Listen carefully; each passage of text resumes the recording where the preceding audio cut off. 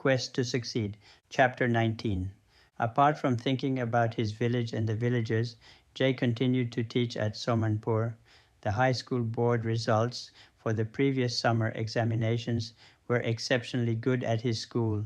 It was therefore awarded a prize to visit historical places in India.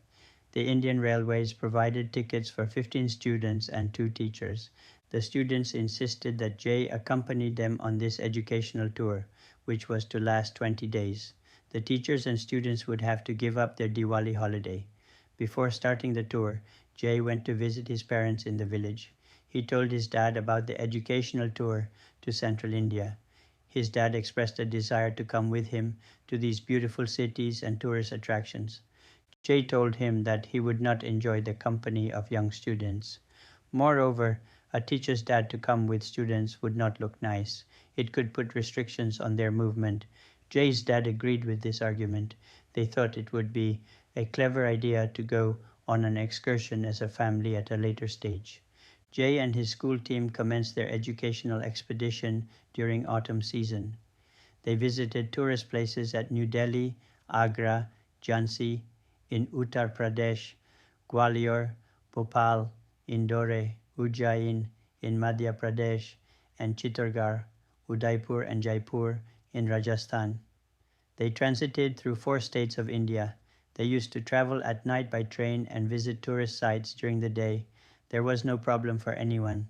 They all enjoyed the getaway and returned home safely. Jay authored a report on this educational tour, which provided information about the places, the features and characteristics of cities, and the reason for these cities to have become famous tourist attractions. Jay noticed that all his students were city dwellers and there was no representation from the village pupils. The city life perhaps did not provide full contentment. They wanted to see different things, or the city people were used to getting out to other places, as their parents and grandparents had gone in search of employment or for business in different parts of the country.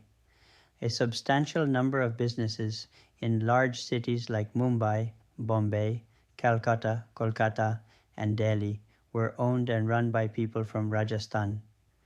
After leaving Somanpur, Jay and his school group reached Delhi. Apart from being the national capital of India, it was a business center and a tourist attraction. Connaught Place was built in the 1930s. Chandni Chowk was almost 300 years old. It was a market for silver, chandi in Hindi, jewelry, and was therefore known as Chandni Chowk.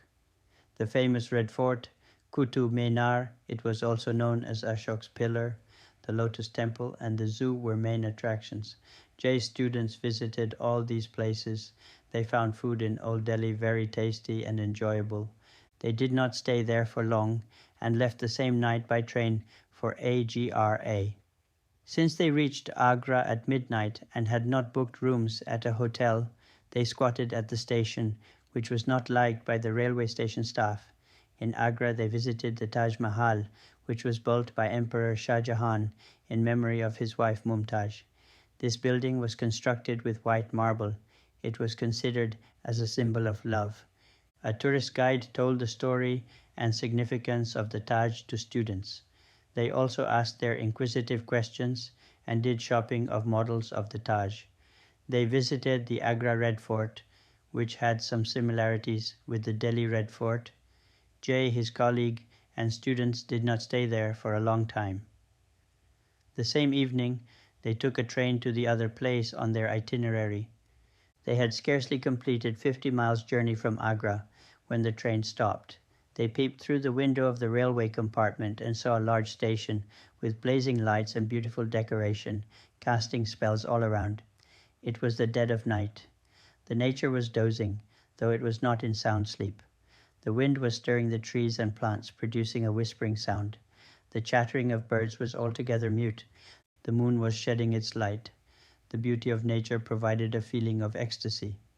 The entire platform was full of hues and cries of hawkers, who were selling their provisions to passengers.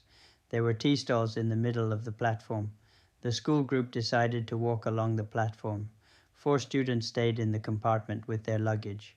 Many of them had tea, but some young students preferred to have cold drinks. While walking along the platform, Jay noticed that a young girl of about 12 years, was sobbing and crying. Her red dress and physical features showed that she belonged to a middle-class family.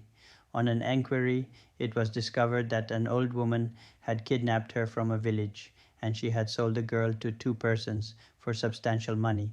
The old woman disappeared. There was no trace of her. The young girl did not know where she was. She continued to sob and cry. She insisted that she wanted to go home. It reflected her distress. Her cheeks and dress became damp with tears. The two men who bought her did not allow the girl to go to her house. There were none of her acquaintances who could have shown any sympathy or could have obtained her release from the clutches of human traffickers. A crowd gathered. A couple of people suggested for informing and calling the police. When the police arrived, they took the girl under their care.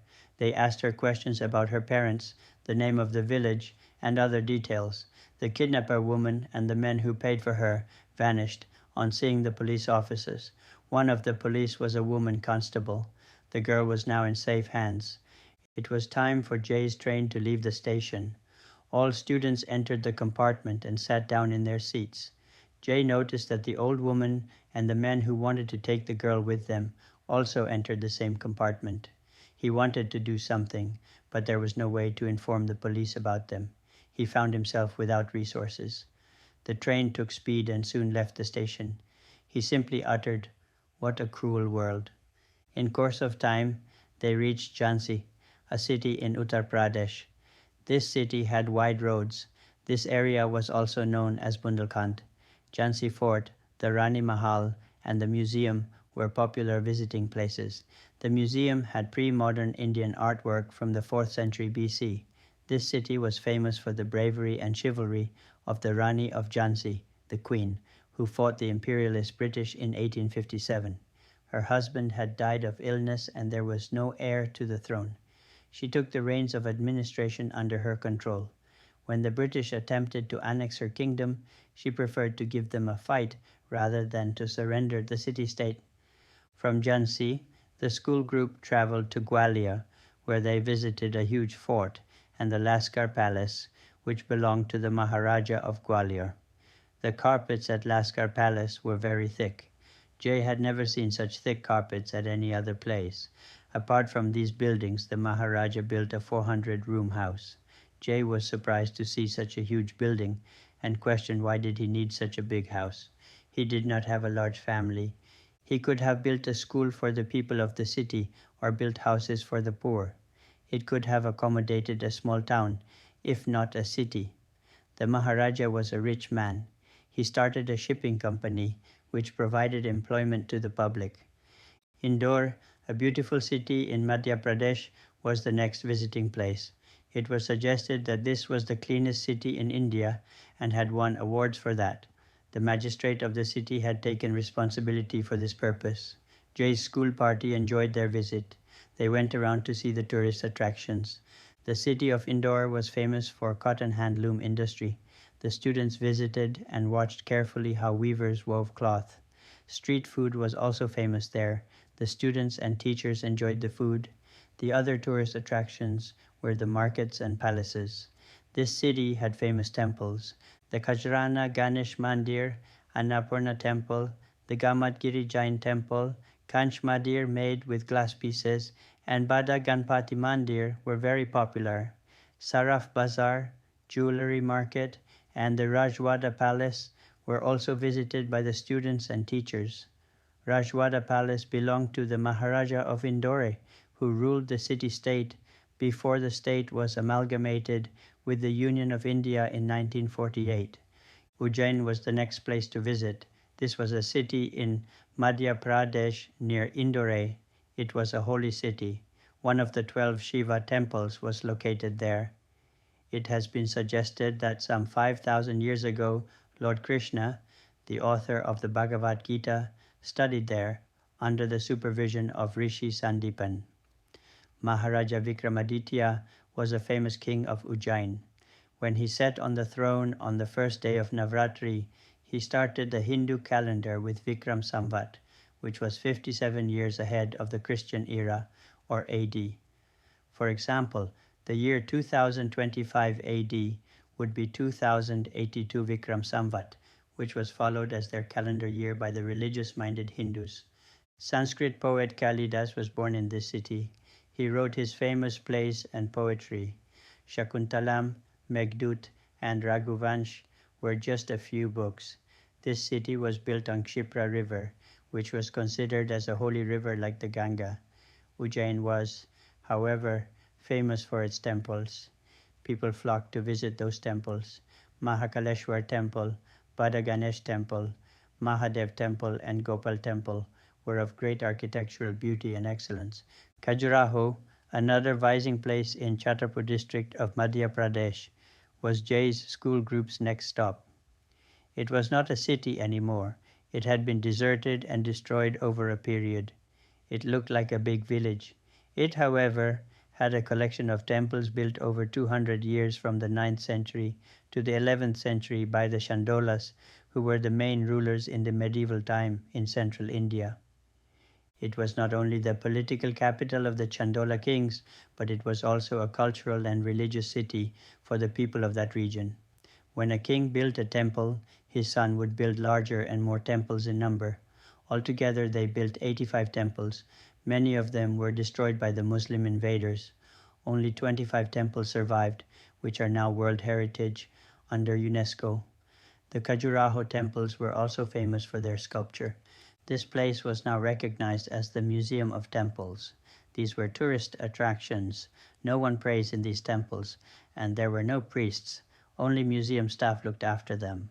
The temples had Hindu and Jain statues of various deities. King Yashovarman built the Lakshmana temple and Vishwanath temple. King Vidyadhar built the Mahadev temple. The other temples they visited were the Brahma temple, Vamana temple, Parsvanatha temple, Parvati temple, Duladio temple, Adinatha temple, and Santinatha Jain temple. There were no big shops there. It had very few places for tourists to stay. From Khajuraho, the school party left for Bhopal. This city was originally known as Bhojpal, after the name of Raja Bhoj, who was born in Ujjain in 980 AD. He came from Parmar dynasty. His father was Sinturaj. Bhoj was very intelligent and learned the Vedas and Puranas by the age of 7. He himself wrote 84 books and was recognized as a scholar king. He was a great mathematician, also wrote books on astronomy, astrology, and medicine. He provided patronage for art, literature, and knowledge, which left a lasting impact on culture and intellectual culture. His father died when Bhoj was quite young. His uncle Manju took over the reins of the kingdom. It was thought that Bhoj would become king after finishing his education. Manju became greedy and wanted his own son to become king after him. He plotted to kill Prince Bhojpal and sent him to Orissa to be killed by assassins. They told the prince that they had been hired by his uncle Manju to kill him. He did not object to their plan but wrote a short poem in Sanskrit to be given to his uncle. Mandatash Mahipate, Krit Yugalankar Bhutogate, Shanturian Mahodhado Virancheta, Kwashadasha Shantke, Anya Chapi Yudhiristram Prabharatayo, Yata Diva Bhupacha, Nakenapi, Sangatva Vasumati, Manju Sayatuam Yashashauti. It could be translated into English that there had been great and famous people like Mandata in ancient times and Yudhishthir in Dvapara age, but this earth did not go with them when they died. O Manju, will this earth request to take it with you when you die? The assassins were so impressed after reading this poem and felt that all worldly things were ephemeral and for worldly use only. They decided not to kill Bhoj. They were asked to bring the head of Bhoj. They did really take somebody else's head and presented it to King Manju. They also gave him the poem written by Bhojpal. Manju realized his mistake and started to cry and felt disgusted at his decision. When the assassins realized that Manju had understood his mistake and was repenting, they presented Prince Bhoj at the gathering.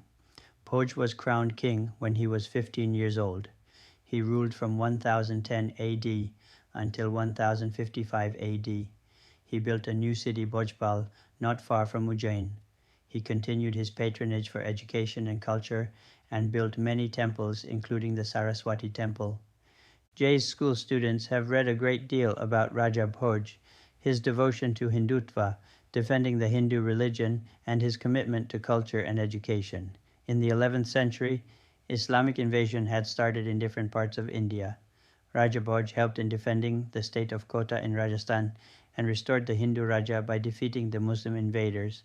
In Bhopal, the students went to see the mosque, which was the biggest mosque in India. They also visited temples and other famous places. They noticed that there were remnants of Hindu temple in the mosque, especially the pillars. They were curious and wanted to know more about the changes. A guide who had good knowledge of the cultural changes and destruction of temples by the Muslim invaders told them that the great mosque of Bhopal was built on top of the Saraswati temple, which was built by Raja Bhoj. It was known as Bhojshala. It was a college in the district of Dar, an area of Bhopal. The invaders destroyed the existing Hindu culture and architecture in central India. They established their own culture except for music, which they adopted and improved. There was a common use of dholak, horizontal drum, to mix with sound in songs. They divided the dholak into two parts and created tablas, vertical drums, which could also be played by both hands at the same time as was carried out in the case of a dholak. Bhojshala was now a part of Kamal Maulana Masjid. The pillars and the prayer hall ceilings were built from the material of the Bhojshala temple. The mosque also contains engraved stone stabs with valuable compositions.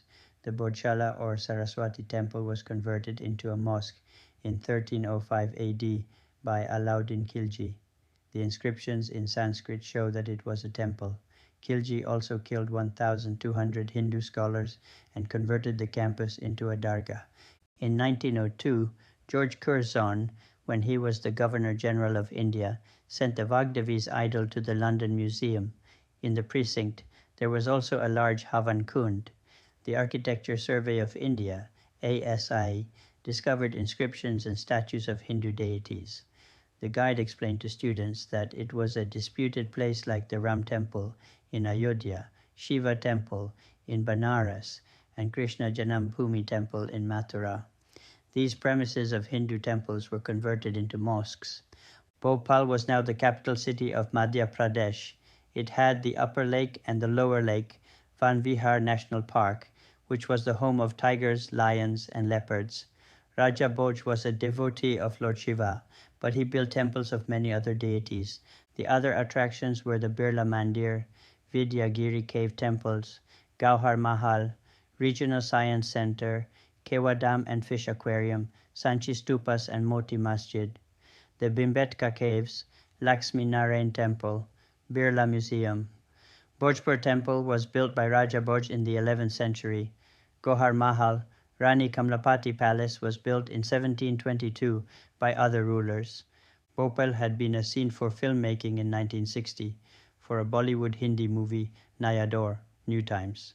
A guide told the whole story. Jay and some students had an opportunity to sit in the same horse-drawn tanga which was used in the movie, the Naya Daur, New Times. Chittorgarh in Rajasthan was the next city Jay and his students visited. It was an old city built in circa 7th century. The fort was on a hill. It was the capital of Mewar, a part of Rajasthan now. This was spread over 700 acres of land. There was no other fort or palace like this in India or abroad. The school party enjoyed this place. A special arrangement had to be made for lunch because there was no restaurant in the fort. It turned out to be tasty food and everyone enjoyed it and their visit to the fort. The tourist attractions were Kalika Mata Temple, Rani Kumbh Palace, Mira Temple, Rani Padmini Palace, Ran Singh Palace. Sita Mata Wildlife Sanctuary was also in the fort. Tulya Bhavani Temple reflected the tradition and culture of Rajasthan state.